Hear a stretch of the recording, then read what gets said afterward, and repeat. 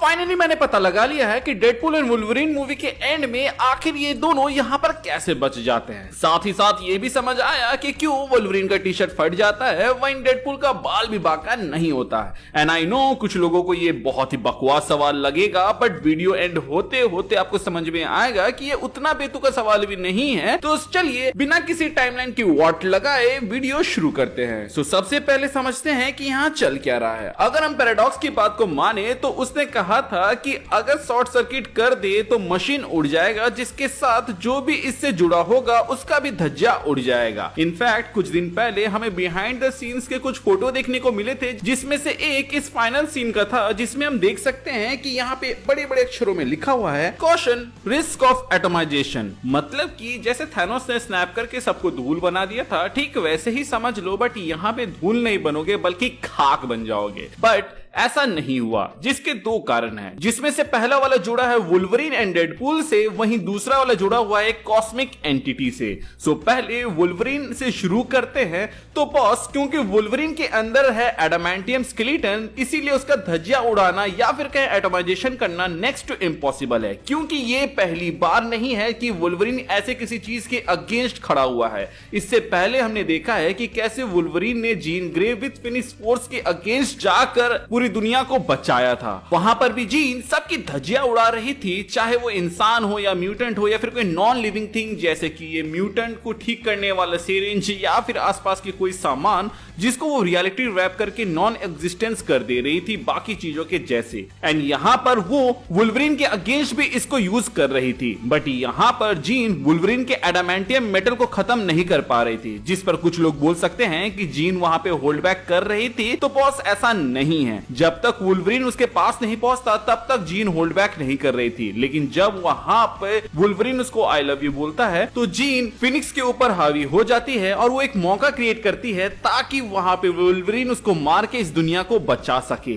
जो कि आगे होता भी है। इसके अलावा मैं आपको बता दूं कि भले ही हमें दी वुल्वरीन मूवी के अंदर ये दिखाया गया कि सिल्वर समुराई यहां पे एडामेंटियम ब्लेड्स को काटने में कामयाब होता है, लेकिन कॉमिक्स में हमें ऐसा दिखाया गया है कि सिल्वर समुराई की टेक्योन ब्लेड भी वुल्वरीन के क्लॉज को नहीं काट पाती थी, जबकि सिल्वर समुराई का ब्लेड घोस्ट तक को काट सकता था, जो कि मार्वल यूनिवर्स के हिसाब से प्योर सायोनिक या फिर कहें इलेक्ट्रोमैग्नेटिक या फिर कहें प्लाज्मा से बने होते हैं, इंप्लाइंग कि ये ब्लेड प्योर सबएटॉमिक पार्टिकल से बने हुए हैं, तभी तो वो सबएटॉमिक लेवल पर इसको काट पा रहे होते हैं। बट वो भी एडामेंटियम को नहीं काट पा रहा था, तो आप इसे समझ सकते हैं कि वो कितना ड्यूरेबल है, एंड इसीलिए इसको मार्वल कॉमिक्स में इनडेस्ट्रक्टिबल कहा जाता है। सो जब मूवी के अंदर matter and anti matter adamantium के थ्रू मिलते हैं तो उसका डैमेज उस लेवल पर नहीं होता है जितना होना चाहिए था, क्योंकि हम देख सकते हैं कि यहां पर वुल्वरीन के बॉडी में ऐसे एनर्जी के लाइंस तो आ रहे थे, बट उसका इंपैक्ट उस लेवल का नहीं हो रहा था जिस लेवल का कैसेंड्रा नोवा को हो रहा था। इसके अलावा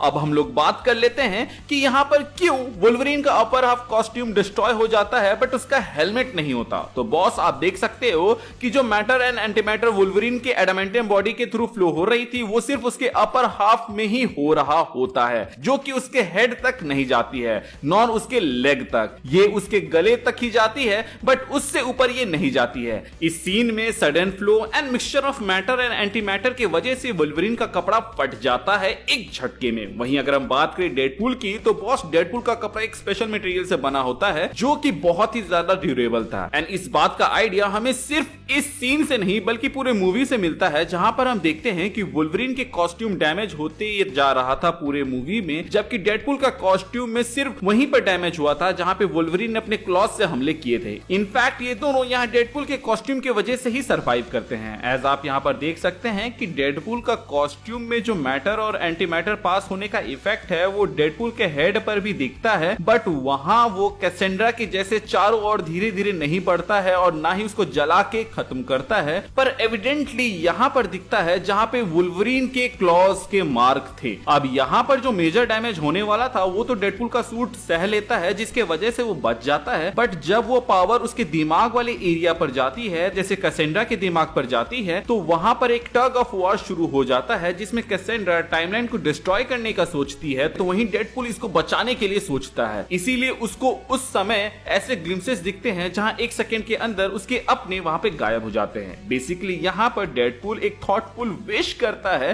कि वो वेनेसा को देखना चाहता है एंड अपनी दुनिया को बचाना चाहता है। एंड इस पावर के टग ऑफ वॉर में कैसेंड्रा इसलिए हार जाती है क्योंकि उसके पास डेडपुल के जैसा सूट नहीं होता है, प्लस डेडपुल का विल ज्यादा स्ट्रांग होता है, इसीलिए वो मशीन का यूज करके ओमेगा लेवल म्यूटेंट की धज्जियां उड़ा देता है। अब मैं इस चीज को एक पावर का टग ऑफ वॉर इसलिए कह रहा हूं क्योंकि आप यहां पर देख सकते हो कि जब वुल्वरीन डेडपुल के साथ जुड़ता है तो वहां पे टाइमलाइन इंटीग्रिटी 2% होती है जो कि धीरे धीरे बढ़ने लगती है, बट फिर से कैसेंड्रा जोर लगाती है एंड वो टाइमलाइन की इंटीग्रिटी जो कि बढ़ चुकी थी वो फिर से कम होने लगती है। एंड इसी कम ज्यादा से हमें पता चलता है कि यहाँ पर एक सिंपल सा शॉर्ट सर्किट नहीं बल्कि बैटल ऑफ पावर चल रहा था कि कौन उस मशीन को यूज कर पाएगा। जहां कैसेंड्रा टाइमलाइन को डिस्ट्रॉय करने के लिए लगी थी, वहीं डेडपुल इस यूनिवर्स को बचाने में लगा हुआ था, जिसमें डेडपुल जीत जाता है। एंड इसी वजह से हमें थोड़ी देर बाद यहाँ पर B-15 ये बोलते हुए मिलती है कि मुझे नहीं पता कि तुमने वहां पर क्या किया, लेकिन तुम्हारी टाइमलाइन रीजनरेट हो रही है एंड ये हमेशा के लिए तबाह होने से बच गई है। सो बेसिकली टाइम रीपर जो कि इस टाइमलाइन को खत्म करने वाला था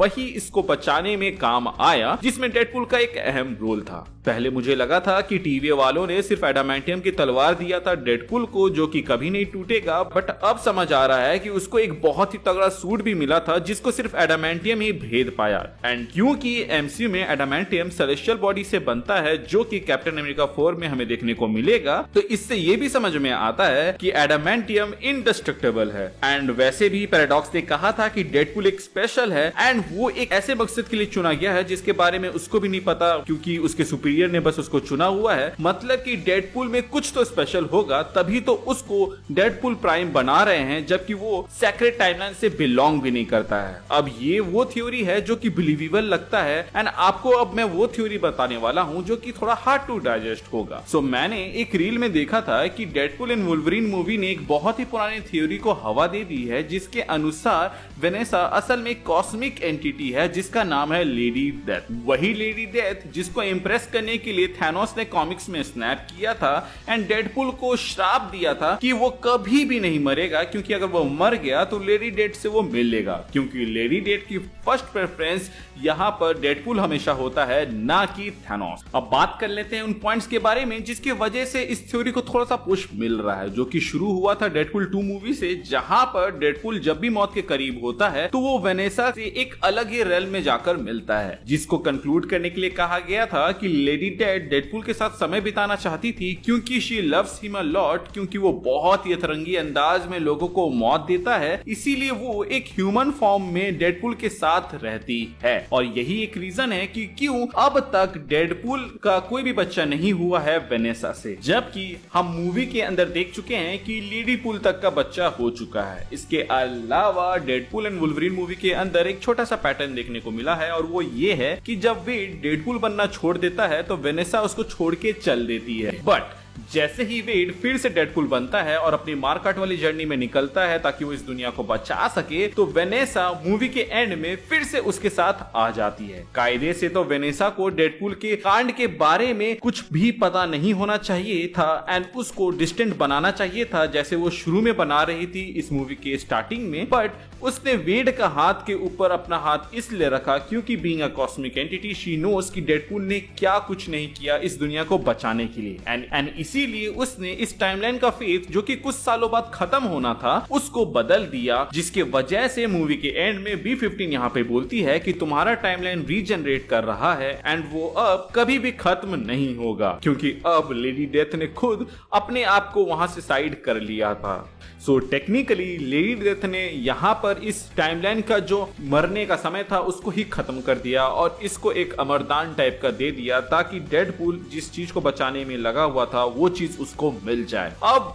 ये बहुत ही फारफेच थ्योरी था लेकिन सुनने में मजा आ रहा था तो सोचा आपको बता दूं। लेकिन पहली वाली थ्योरी आपको कैसी लगी, जिसमें आपको आपके बेतुके सवालों के भी जवाब मिल गए होंगे कि क्यों डेडपुल का कपड़ा नहीं फटा एंड क्यों वुल्वरीन का फट गया and how did they survive, इन सब के ऊपर हमने बात किया है। बट आपका क्या कहना है, आपका क्या ओपिनियन है एंड आपकी क्या थ्योरीज हैं, आप हमें कमेंट सेक्शन के जरिए बता सकते हैं। सो गाइस आज के लिए बस इतना ही। आई होप आपको हमारा आज का ये वीडियो अच्छा लगा हो एंड अगर आपके मन में ऐसे ही कोई सवाल है तो आप हमें कमेंट सेक्शन में पूछ सकते हैं, हम उसको अपने कमेंट से क्वेश्चन वाले सेक्शन के अंदर कवर करेंगे एंड जवाब देने की कोशिश करेंगे। So thank you for watching this video, drink water, stay hydrated, see you soon.